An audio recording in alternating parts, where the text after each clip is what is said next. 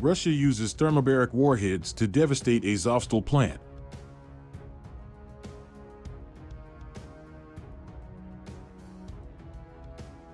Communications have today been lost with the last heroic defenders of Mariupol holed up inside the Azovstal steel works after Russian forces stormed the complex.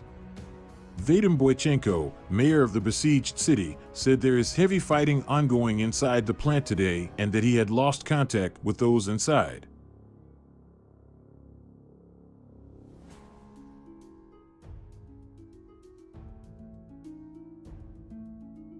The grim news came as footage emerged showing Russian forces using what appeared to be lung-crushing thermobaric rockets to bombard Azovstal, as tanks and troops moved into the sprawling industrial zone. Footage released by the so-called Donetsk People's Republic today showed lines of rocket artillery cutting through factories and warehouses that sit in the center of Mariupol and are the last redoubt of the city's beleaguered defenders.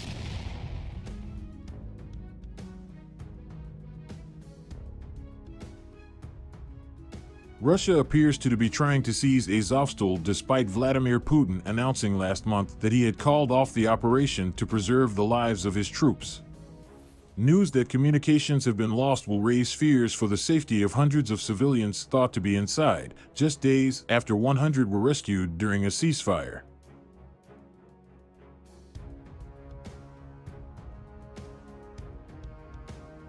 Ukraine had been calling for the ceasefire to be extended so that all civilians could be removed. But Russia accused Kyiv's troops of taking advantage of the break in fighting to set up new defensive positions and resumed bombing yesterday. Captain Sviatoslav Palomar, deputy commander of the Azov battalion which is defending the plant, said an assault on the steel works began Tuesday afternoon with tanks, armored vehicles, boats, and large numbers of infantry moving in.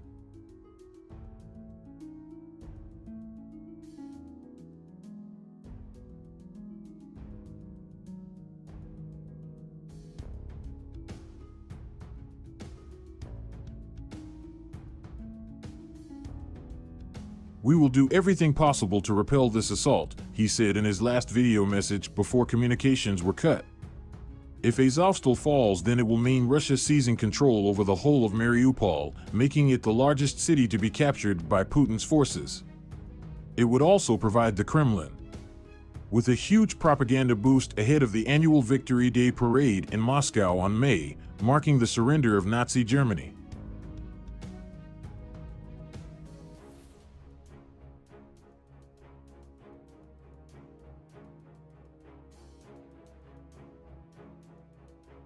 Mariupol Mayor VadymBoichenko later told Ukrainian television there were ongoing works in the city, as if the Russians were preparing for something. They are removing signs of the crimes they have committed. One such crime scene exists on the site of the Mariupol Theater, a building with bomb shelters underneath that was being used to house hundreds of civilians when it was struck by a Russian bomb.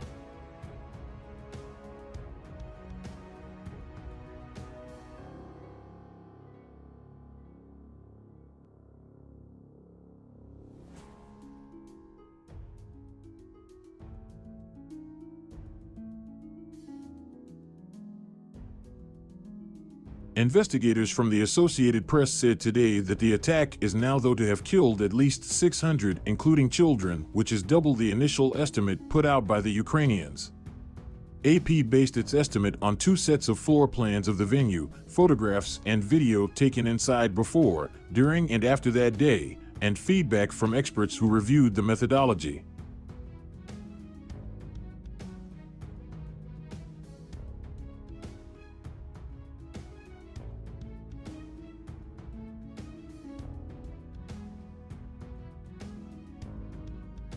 Freed up from fighting in the city, Russian troops could then move north to join the battle for Donbass, widely viewed as pivotal to the outcome of the war.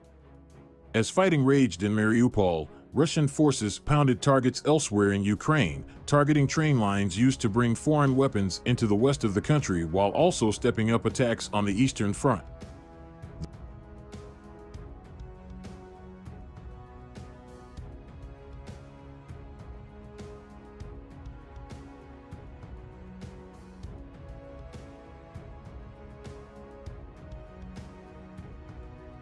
The The Russian military said Wednesday it used sea and air-launched precision-guided electrical substations at 5 rail stations, while artillery and aircraft also struck troop strongholds and fuel and ammunition depots. While the Russian attacks were across a wide swath of Ukraine, some were concentrated in and around Lviv, the western city close to the Polish border that has been a gateway for NATO-supplied weapons.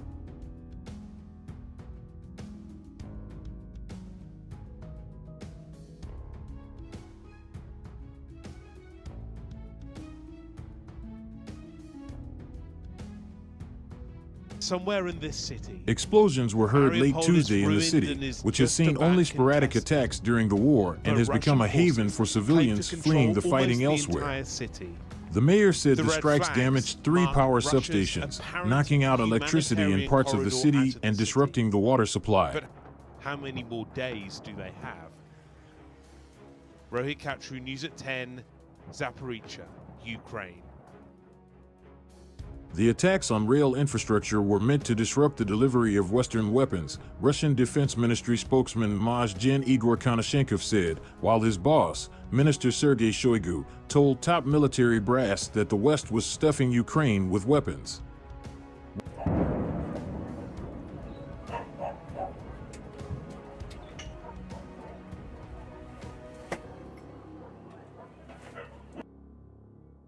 Western weaponry pouring into Ukraine helped its forces blunt Russia's initial offensive and seems certain to play a central role in the battle for the Donbass, which Moscow now says is its focus following its failure to take Kyiv in the early weeks of the war.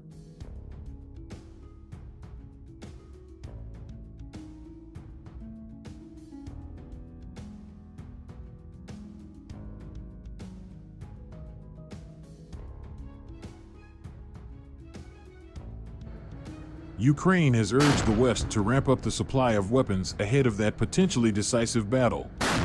Chancellor Olaf Scholz of Germany, which had been slow at first to help arm Ukraine, said Wednesday his government is considering supplying Ukraine with howitzers, in addition to Leopard anti-aircraft guns and other equipment.